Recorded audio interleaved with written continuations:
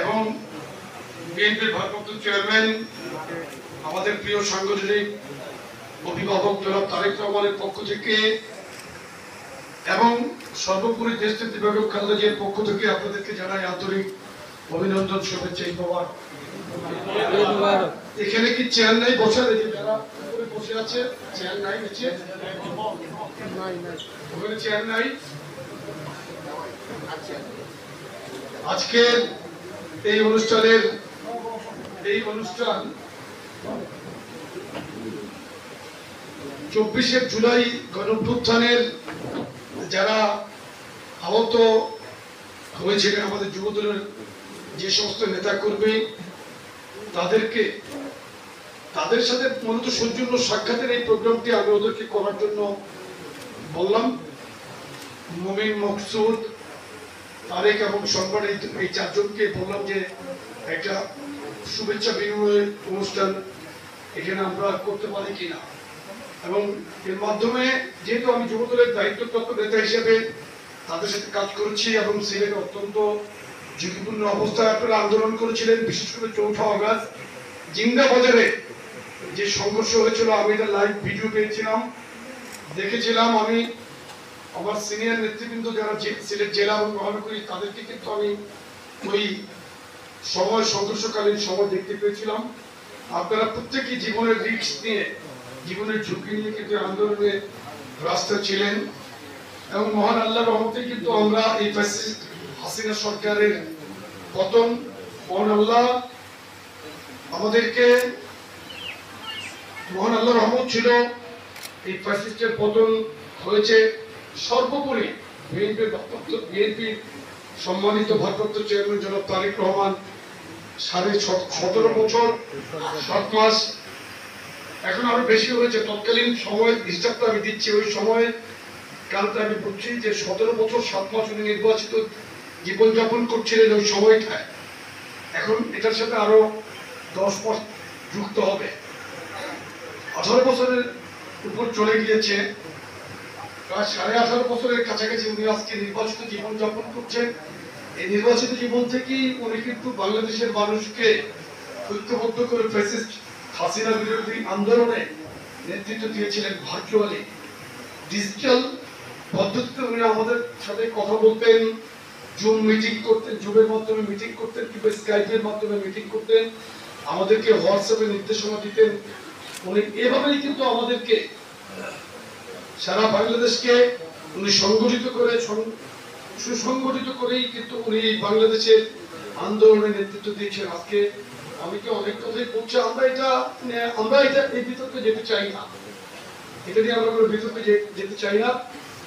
আজকের এই অনুষ্ঠানের সম্মানিত সভাপতি, মঞ্চে উপবিষ্ট সঞ্চালক বৃন্দ, আপনারা যারা উপস্থিত আছেন প্রত্যেককে আমি ধন্যবাদ জানাই। আপনারা একটা জিনিস খেয়াল করবেন যে জিয়াউর রহমান সাহেব কিন্তু প্রকৃত দেশপ্রেমিক ছিলেন, সাহসী একজন, রণাঙ্গনের একজন সাহসী যোদ্ধা ছিলেন, যিনি তৎকালীন নেতৃবৃন্দ যারা স্বাধীনতার আজকে যে সমস্ত আমাদের ছাত্র নেতৃত্ব এই জুলাইয়ের আন্দোলনকে তারা একক তাদের কৃতিত্ব দাবি করে তারা দীর্ঘদিন বাধানুবাদ করেছে। আপনি কি কখনো দেখেছেন আমাদের প্রিয় নেতা এটার কোনো উত্তর দিয়েছেন? এটা তো প্রয়োজন নাই, কারণ মানুষ কিন্তু সেই স্বাধীনতা যুদ্ধের যে ক্রেডিট আওয়ামী লীগ একক ভাবে নিতে চেয়েছিল সেগুলো কিন্তু পছন্দ করে নাই, সেই জন্য এটাও কিন্তু কেউ পছন্দ করে নাই।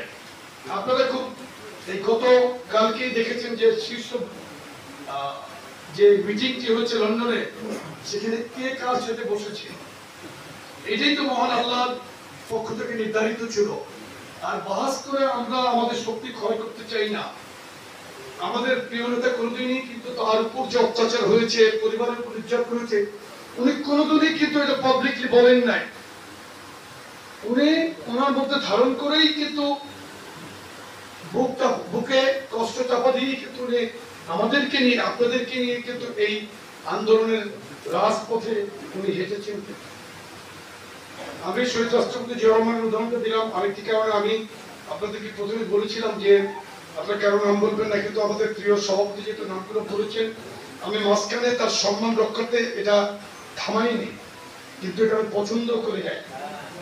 কারণ আমি কিন্তু কারো নাম বলি নাই, এই নামের প্রক্রিয়ায় কিন্তু এই মিটিংটা কিন্তু অনেক বড় হয়ে যেত, হয় নাই। কিন্তু আমরা মিটিং শুরু করেছি 50 মিনিট, এখন অতিক্রান্ত হচ্ছে, আমি 10 মিনিটের মধ্যে শেষ করে দিতে।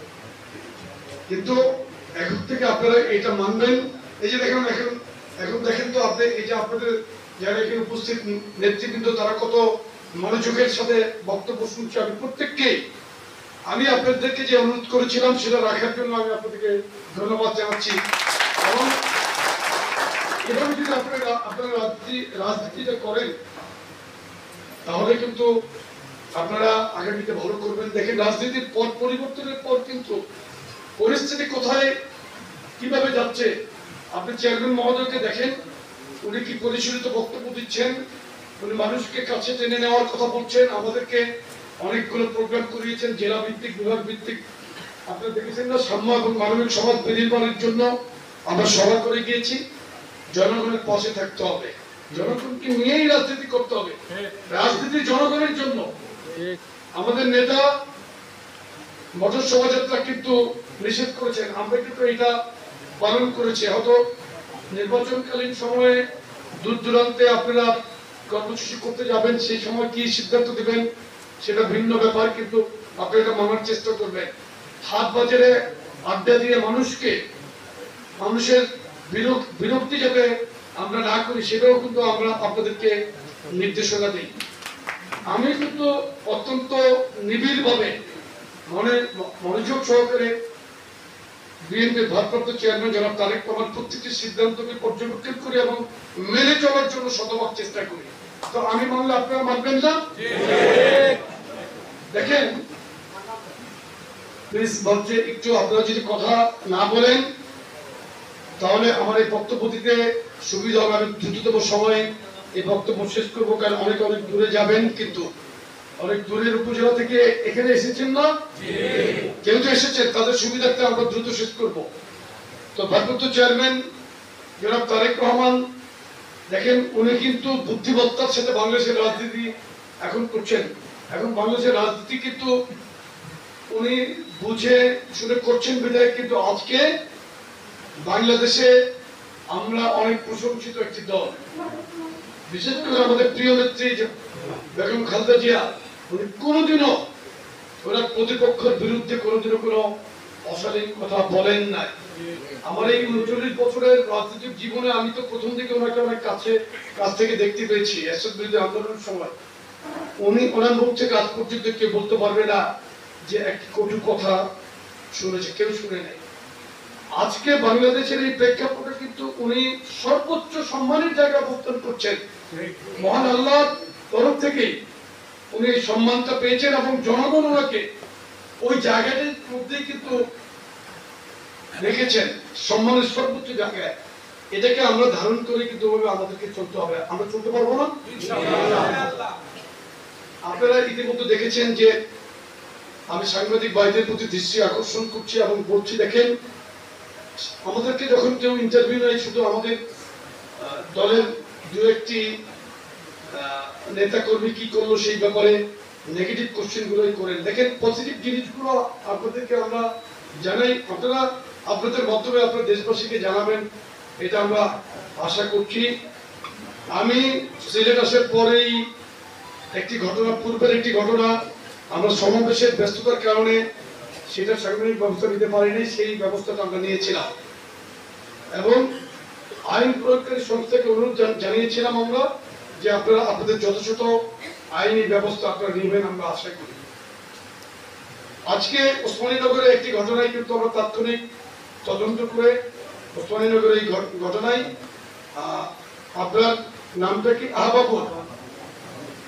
সিলেটের নামগুলো একটু জটিল হয়, কোনো সময় আমরা উচ্চারণ করতে পারি না। যেমন ঢাকাতে আমরা যা নাম দেখেছি জুনায়, সিলেটে দেখি জুনে, আমরা ঢাকাতে সোহেল, সিলেটে দেখি এটা সোহেল। এই আহবাবুল এই নামটা আমি প্রথম শুনলাম, আহবাব শুনেছি। তো যাই হোক, আহবাবুলকে আমরা ইতিমধ্যে বহিষ্কার করেছি। একটি ঘটনায় একটি বিশ্রী ঘটনায়, এবং আইন প্রয়োগকারী সংস্থাকে আমরা অনুরোধ করেছি আমাদের এই প্রেস বিজ্ঞপ্তির মাধ্যমে যথাযথ আইনি ব্যবস্থা নেওয়ার জন্য। আমি এসপি মহোদয়কে ফোন করেছিলাম, উনি ব্যস্ততার কারণে হয়তো ফোনটি ধরতে পারেন নাই। আমি ওনার সাথে রাত্রে কথা বলবো, ইনশাল্লাহ আশা প্রকাশ করছি। এই যে জুলাই আগস্টের কথা বলছেন, এখানে একজন ভাই চোখে গুলিবিদ্ধ, কানে কম শুনছেন, আমরা প্রত্যেকের প্রতি সহমর্মিতা জানাই এইভাবেই জানাই, এবং দায়িত্বের জায়গা থেকে আপনাদের কাছে কিন্তু আমরা এখানে উপস্থিত হয়েছে। দেখেন, আপনারা অনেক কথা বলছেন যে আমি রাজপথ থেকেই বেড়ে উঠেছি। আপনাদেরকে আমি একটি প্রোগ্রামের একটি ভিডিও আপনাদেরকে দেখানোর চেষ্টা করছি, একটু দেখবেন। দেখেন, হাসিনা বিরোধী আন্দোলনে আপনারা কিন্তু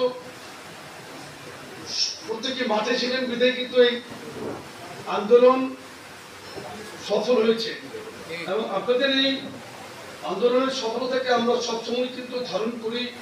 এটা আমাদের মন মানসিকতায় সবসময় কিন্তু থাকবে, কারণ প্রিয় নেতা জনাব তারেক রহমান কিন্তু প্রত্যেকটি ঈদে বা বিভিন্ন সময়ে আমাদের